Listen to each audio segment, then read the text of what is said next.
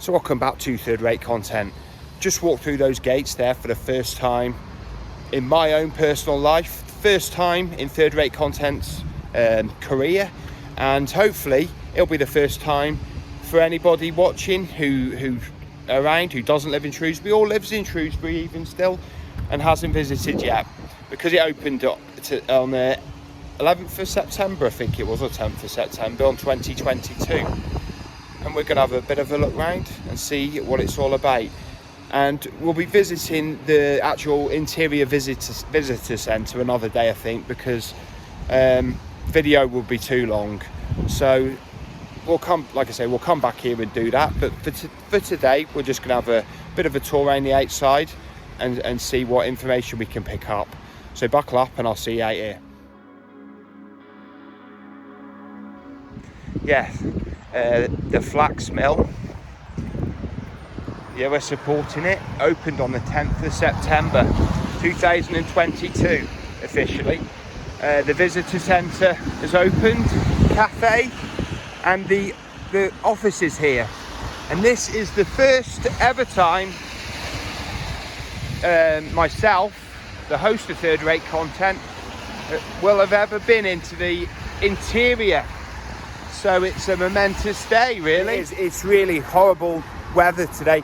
Very much like the last time we visited here, which was nearly getting on 2 years ago. So time really does fly when you're having fun. And we're always having fun here on Third Rate Content. Covering the canals, I think, last time we were here. I did rewatch the video. First time I have watched it in, like I say, 2 years. But here we go. We're in. First time ever I have ever been inside these walls. Walked past it many times, and it's always been empty since I've known it. Empty and derelict.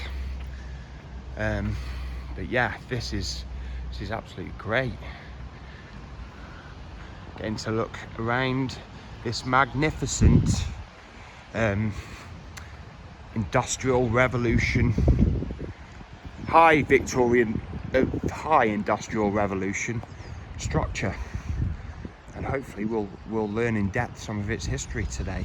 But yeah, this was the stables. Imagine working horses would have been coming into play quite significantly in the 1700s and onwards, right up into the 20th century, to be honest. And after it was a flax mill processing cotton and flax, it became a Maltings, so part of the brewing industry, and it was actually a Maltings longer than it was a flax mill. This Grade 1 listed building opened as a flax mill in 1797 and opened as a Maltings in 1886, in which it remained until 1987 when it closed. You can almost see the children's hands working in there. No, it wasn't. I don't think it wasn't like that really, but you know what I mean. Industrial revolution and all that. Let us out. Improve our working conditions. Third rating imaginations running wild. It really is like a magnificent space to be in. It's living up to my expectations of it so far. Wonderful. A lot of this now, these are offices, and I guess you know, places that you can, although that hasn't been converted yet, so I wasn't talking authentically there. But yeah, you get a good idea of what it was like, or what it still is like in there.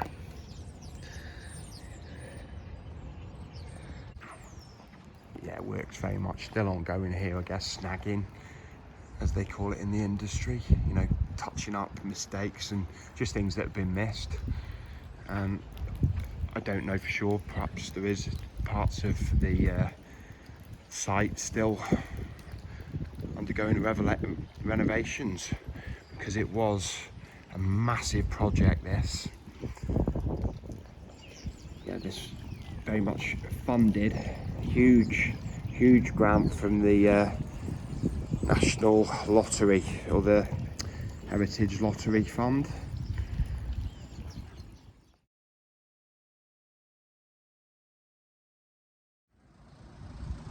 Yeah, this area, car park, has been very much changed since the last time I was down here, a couple of years ago. It used to just be like a dirt track that led onto that train bridge just about there, and led to greenfields. Last time I was here there was work going on, but I wasn't sure what they were doing, but obviously it was this car park, and like I say, it's completely changed.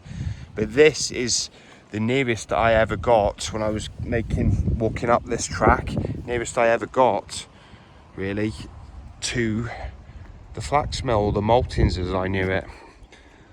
But that was until today, and I'm all over it now like a rash, or should I say third-rate contents all over it like a rash.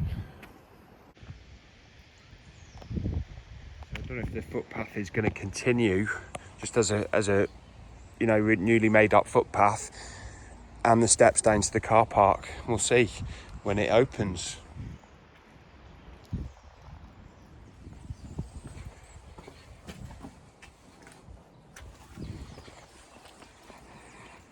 Yeah, so this wing here is known as the cross mill, and it was called the cross mill because it's at right angles to the main iron frame part of the building. This is iron frame now, but up until 1811 I think it was timber framed, and it burnt down, so they rebuilt it with an iron frame, and according to the placard I just read there, now that makes it completely fireproof. Yeah, and iron frame buildings tend to be fireproof unless they were the twin towers. Ooh, controversial. The Coronet Tower just above us there, that was actually only added, excuse the train in the background, it was only added when this structure became Maltings after its use as the flax mill. And it was built to celebrate the Diamond Jubilee of Queen Victoria, should I say, and the very top of it is decorated in real gold leaf, I imagine.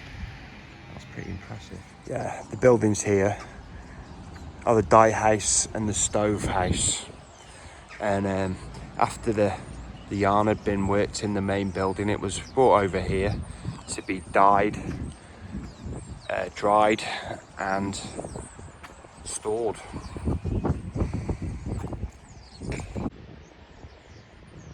Yeah, another addition from the Maltings phase of the building's use. This was the Hoist Tower, so obviously materials in the brewing process were hoisted up to the various working stations and unloaded to be processed, but it had a dual purpose. There was the working bell, you know, the working day bell was also housed at the top of this wooden structure. It's fine, I'd say Victorian staircase, probably added during the Maltings phase again, but I'm just guessing there, I don't know. Yeah, a very powerful 60 horsepower beam engine was built here at the end of the main mill, and these reinforcement stones, they were sort of to house its rocker beam. The old smithy offices, I think. Yeah, this on the video I made, like I said, nearly 2 years ago, I was saying it was where the canal would have come up back in the late 1700s, when the flax mill, as it was then known, was first built. And as we said on that video, I have watched it back, there wouldn't have been a flax mill here if there hadn't been a canal here, because there would have been no way it could have been, you know, it could have been built basically. So, you know, you need coal and all that.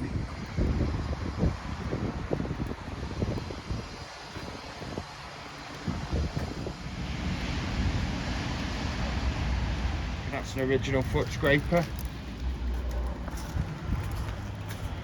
I reckon it is.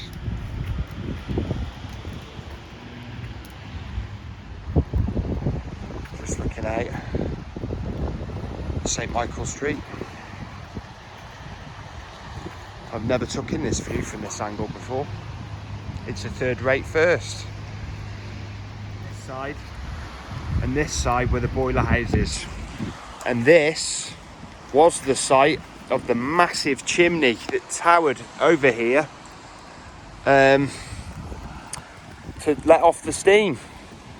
And it was only discovered by while the works were going on to renovate it. Archaeologists were in here, did a dig before the work started, and discovered the mass site of the former massive chimney. So that was the third-rate content visit to the Maltings exterior. First time we've had a tour round it. It's very interesting, very much enjoyed it, but I enjoy them all. That's why I do it. But thanks for joining me. We're going to come back and visit the interior on another date. But until then, or until we meet again, third-rate content, sign night. And if I don't see you soon, I'll see you 3 times as soon. Bye-bye.